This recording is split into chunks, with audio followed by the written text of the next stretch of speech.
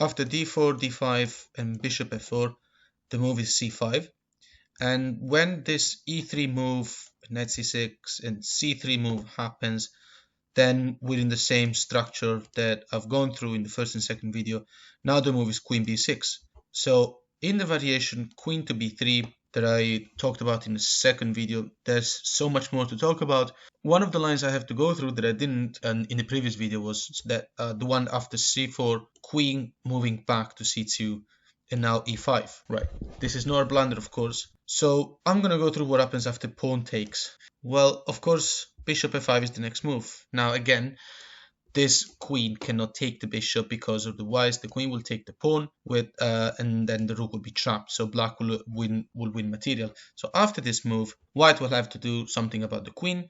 And well, I don't really want to talk about the same things I talked about in other videos, so I'm just gonna put something in the description so that the first and second videos of the London system could be watched. Now, after queen to c1, well, the queen still has to control b2, otherwise it will fall, so the queen can't go really far away from the b2 square. After this move, now black is still down a pawn, and the move to continue is g5. Now, this is a thematic thing against the London. The idea is, obviously, the knight wants to take this pawn and go to the center, and this bishop, well, the white player has a chance here of taking the pawn and go up 2 pawns, at least for the moment, because then the knight will take back eventually. And so maybe if white wants to play greedy, he will try to keep material advantage. If white doesn't want to play greedy and more positional, well, I think the bishop will go to g3. So let's see what happens in both cases. Bishop g3. So what happens if white wants to, well, first of all, save the bishop and protect the e5 pawn. Black continues with the usual h5. Of course, this move will happen. The idea is to trap the bishop here, so white needs to immediately do something about it. A move like f3, for instance, is really bad. Black has already got good advantage because, like, if white tries to get space for the bishop to go to after the attack of h4, well, in this case, this is no longer necessary. This pawn is not going to go to h4. Black is simply going to go and put double attack on this pawn, trying to win a pawn with the bishop here, putting the bishop in an amazing square, attacking the queen, and well, the queen will have only one square to go to, unless white wants to pin his own pieces. Well, there are options, but still, it's really bad for white. And after this bishop c5 move, white will have to put more defense to this pawn, but there are no pieces that are able to do so, except for the bishop, this one, and the king. So, well, if, let's say, for example, king f2 loses to pawn up, winning the bishop. King e2, this simply allows black to play this check, and then the king moves, and white player will lose control of the e3 square. So something like king here would be met with this. I mean, it's a disaster. So it can be assumed that the white player will defend the pawn with bishop to f2, probably even saving the bishop from this king side pawns. Now this allows black to recapture the pawn finally, and now the result of this is that this g5 move was actually very good. Well, it's an engine line basically that I've been going through quite some time now. Black has 4 pieces developed. The king is safe in here. I know it doesn't look very safe because he's got nowhere that looks safe, the castle, but also the thing is that the white player can't move the bishop, can't move this bishop, can't develop this knight anywhere except knight h3, and this knight will not have a good time because will not be able to go anywhere literally. So white is paralyzed. So it's pretty insane how black is so ahead in development, considering that it's black, and also there's no material disadvantage. Now the threat is to just play bishop b3 and keep the bishop here dominating the position and not allowing white to develop. It's important to notice how this knight is supporting this bishop and how the knight would love to be sitting in this square forever. So whatever happens, let's say even like a bunch of swaps, like, I don't know, knight h3, this will lose to bishop takes, and then, well, the rook can't take back because of knight here making a fork, winning the queen. So after the king takes back and then the knight here, the knight will be forking quite a lot of stuff, and there will be extra support on the b2 square. This game it's pointless to even continue to look at this. Black is completely devastating, and well, of course there's plenty of other options, but all of it's pretty obvious to see how black is completely winning here. If white were to, well, can't take the bishop without losing the queen, because knight takes bishop wins the queen. Bishop e2 will be going through the same thing.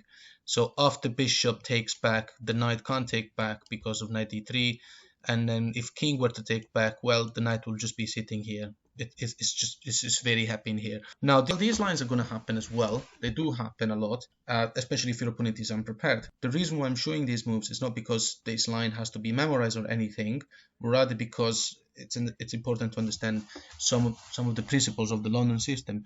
So let's go back a few moves. Right here, black now just plays g5 and bishop g3 and h5 comes. The idea is to trap the bishop. So in the previous line, we just went through what happens after the pawn moves and the ideas that come afterwards. The idea is to put pressure on that pawn, and well, this f3 move is also bad because it stops the white knight from going to an ideal square, and also the bishop is still going to be at risk of getting trapped. So the idea of the white player here is h3. This makes much more sense because the bishop can stay on the diagonal, then attacks a lot of squares, keep protecting this pawn, and also be safe from being trapped. So a serious London system player will play the h pawn, not the f pawn. So now, of course, black continues with bishop g7, and there's going to be more pressure on this square, and eventually the pawn is going to be taken back. So that g5 pawn attack was there to allow a quicker development of the bishop in g7 and allow black to have better development. I mean, there's black pieces again are more developed than the white pieces, which is ironic. So black is inevitably going to recapture this pawn. Can white stop this from happening? Two pieces are able to do this at the moment, which is the pawn in f4 and the knight in f3. So let's see what happens after f4. Silly move, but still. White seems to be determined to keep the material advantage by holding this pawn. Black doesn't care and continues the development. Again, this king here in the center has got so many empty squares around himself, but he's super safe because the game is pretty closed at the moment. There's many pawns in the center, and white's queen is so far away from the action. This knight is, I mean, there's literally no white pieces playing except this bishop, which seems like a tall pawn. So after f6, black finally wants, well, the aim here is g takes the f pawn. So if black were to move again, this pawn would love to take this pawn here, and after the bishop takes back, and then the pawn will take here in the center, the bishop will have to move again, and black will have three pawns connected in the center and a much greater control of it. So if white wants to keep material advantage, after pawn takes, then knight takes, and every black piece is developed except the rooks. After knight f6, the goal of this knight is to reach e4. This is an excellent square because it cannot be attacked by any other pawn. The knight will be sitting here attacking this bishop, and also black's ideal place to castle is, of course, long castle. So black's position is already better, and I think there's no point in continuing. Black's position is something like, I mean, after moves like knight e4 and long castle, black is completely developed. White is absolutely not developed at all. And so this line was supposed to be showing how the white player, after the g5 move, the white player should absolutely not get materialistic and try to develop as soon as possible. Just to make an example, pawn takes in g5 is met by knight e4 attacking the bishop, and well, the knight wants to take the bishop, but after bishop h2, black makes use of the great space that he has over the board. Black goes to e5 with the bishop. The idea is simple. This square and these squares are weaknesses of the white king. So what black would love, for example, to play a move like bishop g3 check, getting the king to move away, then after having this bishop here on the light squares, and then after castling and swapping the central pawns, this king is going to be checkmated soon. And well, if white were to take, then knight takes back with an attack on the rook, force the rook to move to this square where he can't move anywhere else. And well, again, there's no point in continuing this. So just for the sake of it, if bishop were to take, then knight will take back, and just so many squares that the black pieces are attacking around the opponent king area. And how to carry an attack against the London system in this type of lines, where the white bishop had to move plenty of times. Now here the next move is to go and target these squares. So after a move like knight f3, black plays queen to d6, and well, if it was black to move again now after takes and then queen g3, there will be a check, very, very strong check. So after a swap, maybe queen just simply takes back. The weaknesses of the white player are there in a permanent way. There's literally no way to stop this move from happening, and by playing this line of the queen b3 and then back to c2 and then to c1, this queen has just locked herself inside Right, so here we are. After g5, bishop goes back, h5, and now h3. Black goes on with bishop g7 and starts going through the attempt of recapturing this pawn. So earlier we went through f4, which was bad, really bad, because it created that weakness that we talked about. So after knight f3, which looks like a much better move, develops a piece and protects the pawn and allows white to be able to castle soon enough. Black continues with knight g2 e7. Of course, the white knight will not go for this pawn because, I mean, white is already underdeveloped and it really needs to do something about this. So I don't think the white player will go and play this move. It wouldn't be a serious move. Well, if it were to happen, and then this will allow black to play the bishop and finally get a swap with this bishop and then allow knight e5, knight d3 and full control over this area. This is, again, a move like f4 to attack the bishop will create the exact same thing that we discussed a minute ago. So in this case, if white were really to play something like that, then bishop d6, going to c5, of course, and doing the exact same thing we were doing before. So this is unlikely to happen. So let's say white is serious enough not to take this pawn. So after this knight f3 move and the knight e7, white seems to be holding this pawn and, well, he needs to go on and make a move. But which move? Can the white player develop this bishop? No, because d3 is taken and so the only square is e2. Right, so what happens now?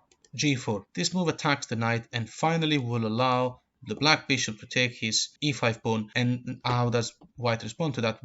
White with the g4 move, white will lose control over the e5 square. So after take, now the white player can't really move the knight away and make sense because, well, after knight g1, then the rook is taken. After knight to h4, well, the knight is pinned, so the knight isn't really attacking this bishop without losing so much, and then black will go on to proceed and just take the pawn. After something like, well, knight h2, that also allows just the exact same thing. So after a very logical swap of rooks, rook takes and bishop takes, there still is attack on this square, so white will have to lose that pawn. And now where does the white knight go to? So after this move, black bishop takes. So it's always the same story. The idea is to take this and give white a double isolated pawn. The fact that the engine evaluates this position as about 6 points in favor of black, which is insanely high, is given by one simple reason. The black player is able to castle and involve the rook in the game. The white player will never be able to castle. And so there's serious inactivity by two major pieces in the knight, and these two bishops are locked. One of them is forced to swap. So let's see what happens after the swap of rooks. A move that looks way better. The knight doesn't go to g5 but actually chooses d4. Doesn't make much difference because there's going to be horsepower in the center. So after that move, all swaps are favorable. Black finally recaptures this pawn with the bishop, and let's say that white were to swap everything, and because of the superior position of the black player and the much better development of the black player, it makes sense to assume that a player will want to swap pieces in order to reduce the initiative of the opponent. So after knight takes and then knight takes, bishop and knight takes, white can just say, I've removed the bishops from my opponent and swapped a lot of pieces, so now black can't have that much of an initiative. Well, black has 3 developed pieces and is about to castle. White will not castle. Look at these 3 pieces. And also the queen has the capacity of, well, the pawn in g4 is protected by the knight. The queen has the capacity to move around. The rook is coming into play. And again, the evaluation of the engine is pretty much the same at this moment. Well, let's have a look at it from the beginning. After g5 and then pawn back and then bishop back and then h5, bishop g7, black starts putting pressure on this, and after knight f3, knight e7. Now, we just went through what happens after bishop to e2, which allows this whole g4 attack and everything. Look what happens after another move, knight d4. This move is important to be seen because white has a double pawn, and it also realizes the g4 move is a threat. It's a threat because after pawn takes and pawn takes back, even after a swap of rooks, the capacity of the black player to castle, whereas the white player is so far away from castling, which, by the way, will probably never happen in this game. The white player identifies all of these threats and removes the knight from that square and hopes for a trade here, which will give him a very good center. Of course, the trade is not going to happen, but the white player moves the knight into a good square, which is attacking a lot of squares around the opponent king, and also goes away from the threat of the g4 move. So after knight to d4, white is potentially willing to give up this pawn, but at least get some initiative going. After a move like h4 and bishop h2, black recaptures. Right now, there's a very deep reason on why h4 was played. So one could argue that in this position, literally a move ago, one could argue, okay, why does black have to play this move and then bishop h2 and now recapture? Why couldn't black just recapture the pawn straight away? The reason is simple. If black captures now and then the bishop takes back and then the knight takes back, white will have a possibility to develop this bishop, because this bishop doesn't really have a future from this diagonal, and so white will have a possibility to develop the bishop maybe from this, and it seems like a better place to be, and it will also allow the white player to castle relatively safely. So this move was actually very deep. h4 forces the bishop to move away and only now take, and after, let's say, swap, well, if the bishop doesn't swap, then we've seen a similar scenario before on what to do. If the bishop takes and then the knight takes, now the thing is that this pawn cannot allow the bishop to go on without being taken, because black will always have the capacity to take the pawn. So either g3 or g4 would be met by pawn takes, and the king will not be able to castle on the queen side, and by taking the pawn, whatever, in whichever way, this will make the opponent king unable to castle safe, not even on the king side. So just going to give one more insight on the position here and what's going on exactly. The black player is threatening, as mentioned in some of the previous line in this video, is threatening to play bishop d3 and just sit there forever. The bishop will not be able to take back. Black is threatening to take the bishop, and white will lose his right to castle. So the attempt of white to just take the bishop and simplify the game is not going to work. The white player that just doesn't have any development at all. Not a single piece is developed, so black is going to have some tactics here. The idea is now, like, where does white develop the knight, for example?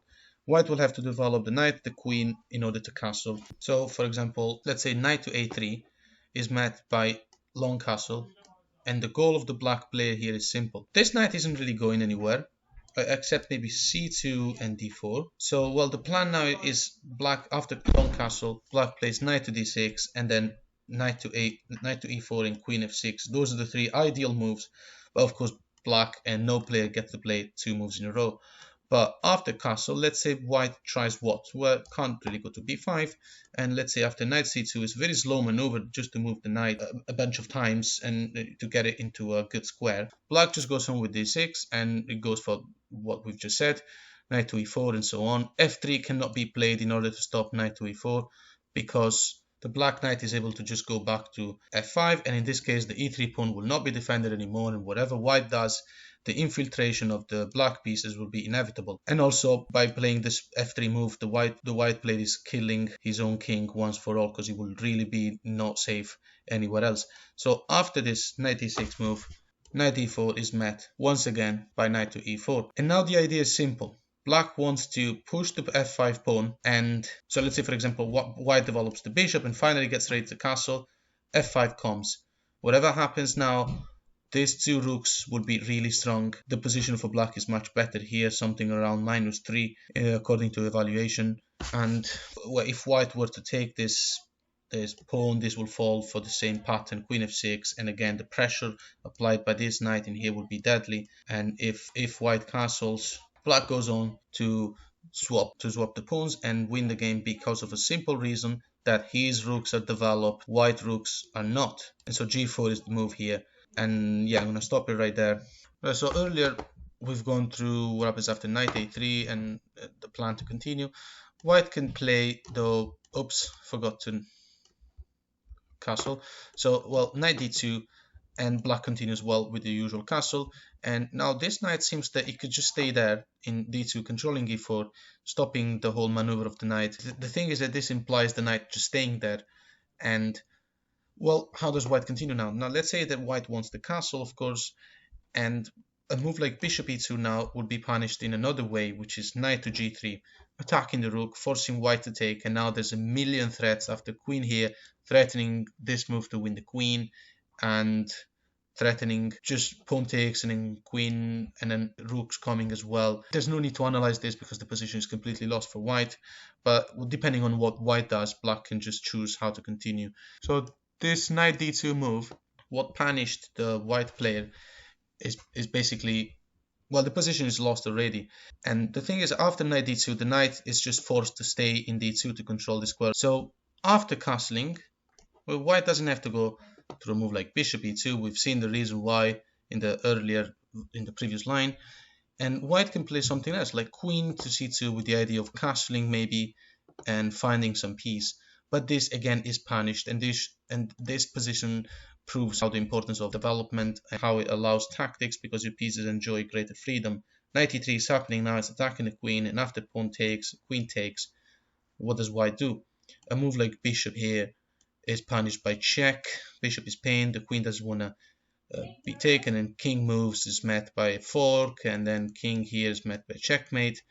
So a move like king d1 is met by d4, and then after the swap then the rooks are coming, so it's going to be game over. One more scenario I'm going to go through is basically what happens if white doesn't develop the knight and just goes back to c2 with the queen, straight attacking this knight. Well, this, it seems like, unlike before, there was a knight in d2 here and he was kind of obstructing the way here. The queen now is defending this square, so maybe the white player can feel a little bit confident, but the sacrifice is happening anyway. After knight takes and pawn takes and queen takes back, queen e2 is met by knight d3 check, king has to go to d1, and now black just makes a fork and wins the rook. So what happens if the queen doesn't defend?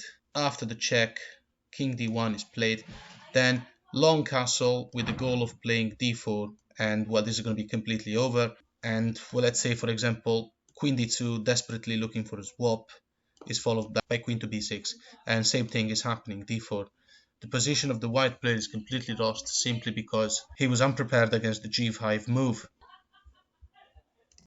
Right, back from the start, after queen b6 and queen b3, c4 and queen c2, e5, in the same variation, pawn takes and then bishop f5, the queen can choose to go to d2 instead of c1. Now this move is actually slightly different, but the scenario doesn't change too much. Well, the knight doesn't have the chance to go to d2, and the queen though is still looking at this pawn. So even though the queen is not able to take d5 pawn yet, because the b2 pawn and the rook will fall, the threat is still there, which means that black can't play g5 immediately, but will have to start with f6. So now there's two pieces attacking this pawn, and black and white's only got one defending it. So the only other way to defend the pawn in e5 is through knight. So this knight f3 move though doesn't work, because after g5, white has to move the bishop to g3 unless white wants to give up material. After bishop to g3, h5 comes, so very similar scenario to the previous lines. Now white will have to save the piece from getting taken, so after a move like h4, black just plays g4 and the knight is kicked away from there, and black will just go on by taking the pawn, and then knight f6, knight e4, and it will be a very similar situation to the previous one, to the previous lines that have been described already, except white will be losing more tempos, and this knight will have even less freedom, and black's pawns on the king side are way more advanced already, so this is much better than before. So after g4, a move like knight e4 still doesn't work.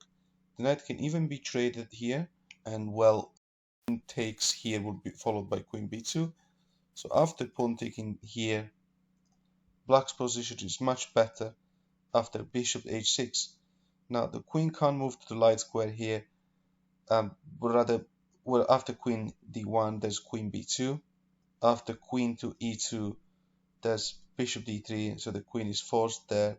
And now it wouldn't be good to take now, because after bishop takes and pawn takes back, then white will have some initiative, and also our strongest pawn in here in d3 will not be that good.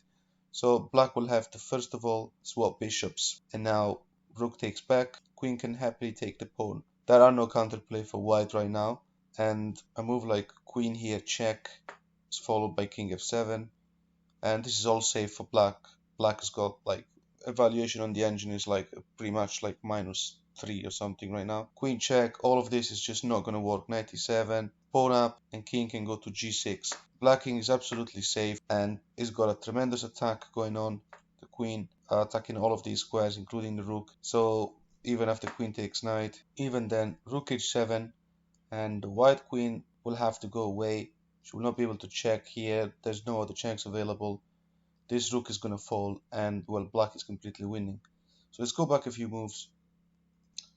Right after the g5 move and bishop g3, h5, In the variation h4, pawn up, and now the knight has to move away. After this move here, I just have to mention that the knight takes. The knight cannot be taken back by the c pawn. Earlier we went through e takes knight. Well, c pawn taking the knight is not possible because bishop takes knight, and that's for free. The rook cannot take back because of bishop e4 winning the queen, so that's a free knight. Another line is just a move ago, we just went through h4. What happens after h3? We cannot kick the knight away with g4, so it seems like white might be able to hold this pawn in e5 for a longer time, but still black is going to take it. So pawn takes. Now this pawn can be recaptured in two different ways. White doesn't have to take the pawn back, but black's got a better center, and white's simple development of the bishop and king castling doesn't look very safe because of these two pawns coming on the king side, and well, after black castles long, maybe there's going to be an attack launched very soon. So after white just tries to consolidate the advantage, and let's say takes with a knight, then knight f6 comes, and well, there's a lot of options now available. I'm not able to go through every line, but let's just think logically here. Now the same principles apply in these lines. So every time, just because there are slight differences in some specific lines, it doesn't mean that we're not in the same game. And this is the London system. That we've seen this before, and this knight e4 move is coming, and then potentially, according to how the pawn structure goes in here, we might play bishop c5, depending on where this bishop goes. If the bishop stays in g3, then the knight should take it. So let's say now, what should white do? There's plenty of weaknesses that we have discussed, so f3 will be just a bad move. So let's say, for example, white tries to keep pawn advantage and tries to swap stuff to simplify. Well, then pawn takes back, of course. The queen wants to still be threatening the b2 pawn, and well, knight is threatening to make a fork here, so the queen will have to move, and the knight will take this bishop, and the pawn structure in front of the king, in front of the white king, will be ugly permanently. So after bishop h2 and knight e4, where does the queen go? Well, let's presume that the queen will want to defend this pawn, and let's say the queen goes, for example, away. Then it's completely safe to take this pawn and win quite a bit of material. After a move like queen c1, for example, to keep defending this pawn, black continues with the usual bishop c5 in this position, and it has a simple idea. If black were to play again right now, there'll be a winning move, knight f2, right? This comes with a checkmate pretty soon, I will say, depending on how white plays. After king takes, then there's castle, and black's attack is just completely crushing, right? It's unstoppable. Well, of course, black doesn't get to play two moves in a row, but that's the idea. So let's see how white can respond to that. Well, after bishop c5, what can white do right now? Well, after queen to c2, there's knight to g3. The knight's defending the bishop's attacking the queen, and well, the knight's going to take the rook. Or, for example, something like bishop e2. White might try to desperately castle, but that's already too late because of knight f2, so the exact same thing. Again, if king takes, and now black just castles. And it's a nightmare for white to try to defend himself from losing just everything. But one more thing I'm going to mention about this type of line with the queen d2 instead of queen c1 is after f6 here. Let's just make a very quick recap. Well, first of all, I also have to go through what happens after e takes f, which basically leaves white with the pawn advantage. But let's just go back to the f3 move, g5, bishop g3, and h5, h3. Now black recaptures. What happens if, well, earlier we went through knight takes and quite a few scenarios, and well, of course I'm not going to be able to show every line in the world, but I guess once the main ideas are said and analyzed, then the black player will be able to just play on their own. So earlier we went through knight e5. What happens after bishop takes? Well, this is not good because knight happily takes the bishop, and after knight takes back, the main black's idea now are very simple. Black will have a more comfortable position after knight f6 and long castle, rook to g8 and g4. These types of moves are coming. Black will have to exploit the fact that white player has a silly knight and a silly bishop. It can't go anywhere threatening anytime soon. Plus the queen is kind of locked in and unable to go to do any progress. This pawn is now safely defended even by the knight. The queen is still threatening. So this is a better position for black to play. There's just too many things that now can happen, so I'm not going to be able to go through them, but let's just mention like some logical moves, like let's say bishop e2 in order to develop the bishop and castle the king. this is followed by rook to g8, and there's something like castling. All of these kind of moves are going. G4 is coming, it's an option already. I would like to castle right now. A move like queen c7 is coming as well, in order to put the queen into a nice diagonal. Again, g4 has to happen. Knight e4 is a possibility. There's no reason to go on and look at every best move in the position when we are out of theory by far. So these are the main ideas. Right. So here we are. Black just plays f6, and earlier we went through all of these knight f3 moves. What happens if white just keeps the pawn advantage and say, okay, I'm going to take another pawn, and now after knight f6, white is up a pawn, and it looks like there's, well, the only thing that white has given up is the fact that black has a better development, but he's like, okay, I'm going to try and play like a machine and see if I can hold things forever. So after bishop e2, for example, black can afford to play something like bishop e7. Well, there's always a threat of knight e4, and that's because after moving the knight to e4, the g5 move is coming anyway. So the ideas are similar. Again, the scenarios might be slightly different, of course, but the ideas are similar because it is the London system. It's not like an either for anything. So after the move knight f3, so I'm just playing logical moves. The white wants the castle, and so, just normal moves. Now, these moves don't necessarily have to happen, but if they don't happen, then white will have even more serious problems, I suppose. Now, after knight e4, attacking the queen, and the queen having to move to c1 simply because, well, she has to keep protecting the pawn, and going to the same diagonal of this bishop is silly. So after this move, black plays g5. And here we are, same scenarios, more or less. Right, so where does the bishop go? Of course, the bishop doesn't want to get taken. And after a move like bishop to g5, bishop to g3, which is typical. In this case, the white player is like, you don't want to take, you want to take my bishop, you can, but then after h pawn takes, then the rook would be in an open file, and it's not too bad. So after that move, h5 comes. So see, all of the same moves basically happening again. So once somebody learns to familiarize with the type of moves you have to play against the London, then they will be very easy to even memorize. After h3, long castle. White makes a short castle. Let's continue now with g4.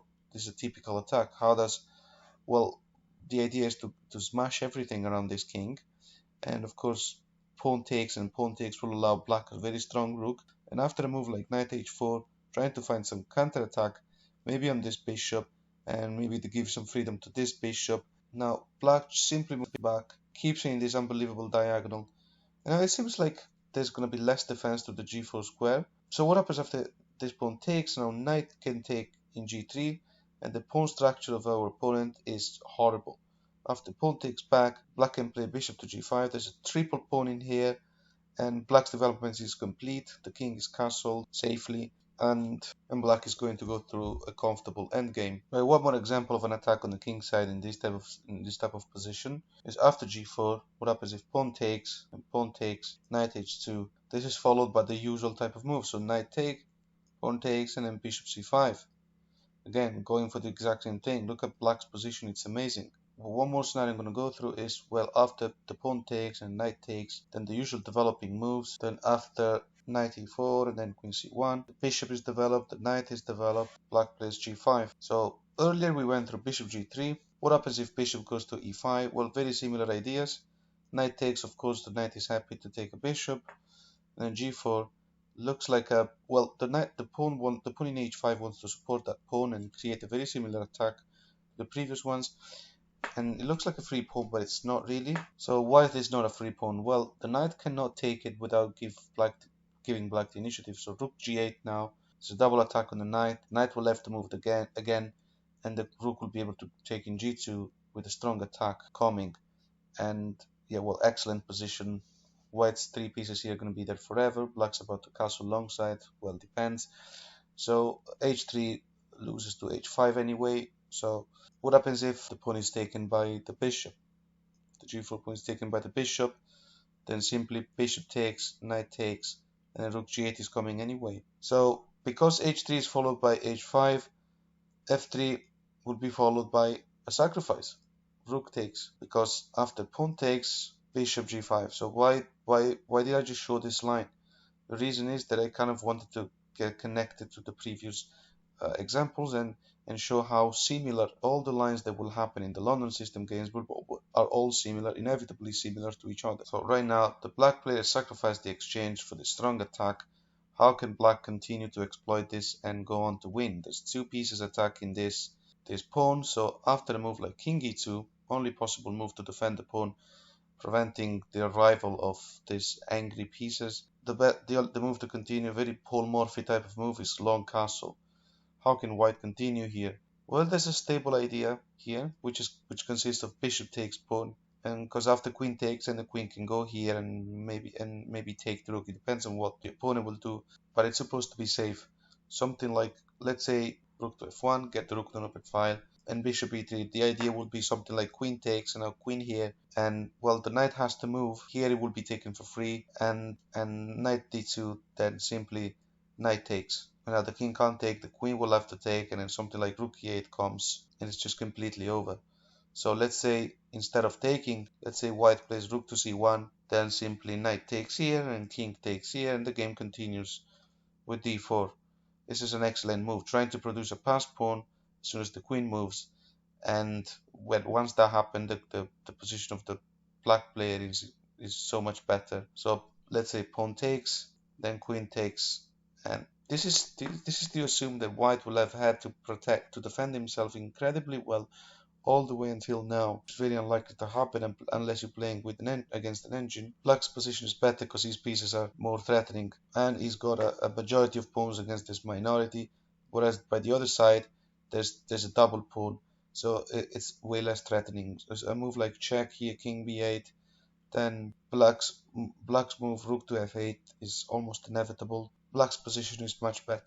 Right, let's go back for one last scenario to look at. After e5, pawn takes, and then bishop f5, then queen to c1. So I'm not going to do queen to d2, I'm going to do queen to c1, which is what happened at the beginning of the video. After this, something that I had to mention is, well, now of course we don't play f6, we play g5, so that's the whole point. Queen d2 is met by f6. So g5 here. What happens after bishop takes pawn? We didn't go through this yet, so we're going to do it now. Bishop takes pawn. Now what happens is, well, black takes the pawn in e5, and the aim here, the future, is to put the bishop in e4, preventing this bishop from developing and pinning this pawn. And well, of course, this seems to be easily avoidable, but white will have to play a move. So let's say knight f3. Why would white play something like that? Well, to develop pieces. And why are we looking at this? To see what we should do in case that happens. So knight takes here, pawn takes back. It seems like white is not going to castle in this game, but is having some idea of h4, bishop h3, and then continue the game like that. How do we continue in this case? Well, f6 is coming. After f6, the bishop will have to move where? After a move like bishop h4, black plays knight to e7. The goal now is to play h5 and knight to g6. So after bishop h4 and knight to e7, a move like bishop g3 is met by knight g6, and something like bishop to g2. Well, I don't really like bishop e2 in this type of situation because of what happens after h5, then trying to trap the bishop. It would be a bit weird for white to castle like that. So after a move like bishop g2, black continues with the usual plan, rook g8. Still, a move like h5 is absolutely possible. After castling, for instance, in h5, white may try h4, and it looks like white's got a lot of stuff around his king, so maybe he's kind of safe. Black has to proceed to remove the defenders of that king. So bishop d6, if bishop takes, queen takes, it's lovely for black. And a move like f4 in this type of position will be met by a sacrifice, knight to f4. The position of the black player allows this. As a matter of fact, pawn takes is met by rook takes bishop, the pawn is in f2 is pinned, and bishop takes knight is met by probably bishop takes and then bishop here. Looks really good. Right, let's continue a little bit more. After g5 and bishop takes, now knight takes back. So let's keep looking a little bit more at this line here. Knight f3, knight takes, and pawn takes back. This is followed by f6. What happens if the bishop goes to f4 instead of h4? Same plan, more or less. Knight to e7. The plan is to go to g6 anyway, so after a move like knight d2, let's try knight d2 this time. The idea, pretty usual idea of the London players, like to play e4 eventually. Knight g6 and bishop g3, now castle alongside. How does this e4 idea work?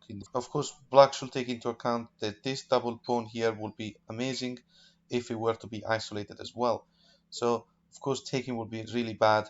So queen to e6 is the best move. And now yes, black is threatening to take that pawn. The best move of the white player right now happens to be queen c2, which puts more defense on it. But after bishop to h6, threatening to remove one of the defenders of that pawn and allow an amazing attack, considering that the long range attacking pieces of the black player are all fully developed. White is left with the best move, bishop e2, and now black can proceed to the obvious pawn takes pawn, and white's about to get suffocated by the attack. Right, the very last thing I'm going to mention for this video is after pawn to g5 and white bishop takes, knight e5. The best way to continue for white is bishop e2. So earlier we went through knight f3, and the fact that that allows black to ruin the pawn structure of the white player and get good attack on the king side. What happens after bishop e2? Well, knight e7 is coming anyway, and now the idea is to finally be able to develop the knight in f3 without ruining the pawn structure, because after knight f3 then bishop takes back, and it is fine. It will be fine for white, so that's why we're not going to do that. Knight d3 check, white bishop is forced to take the knight. So in this type of position this move is absolutely fine. The idea is very simple. First of all, take away the bishop pair from your opponent. Secondly, well, the bishop has to take the knight because white will lose the queen. So bishop takes and bishop takes. The main idea is that this stops white from castling to the only side where he could be castling, because it's never gonna happen on this side. It's never gonna happen on the queen side. So after this move, a move like knight e5, and black just carefully, very quietly goes back to f5. Can't afford to lose this bishop, can't afford to isolate the pawn, and well, this pawn structure is here to paralyze this knight in b1 anyway.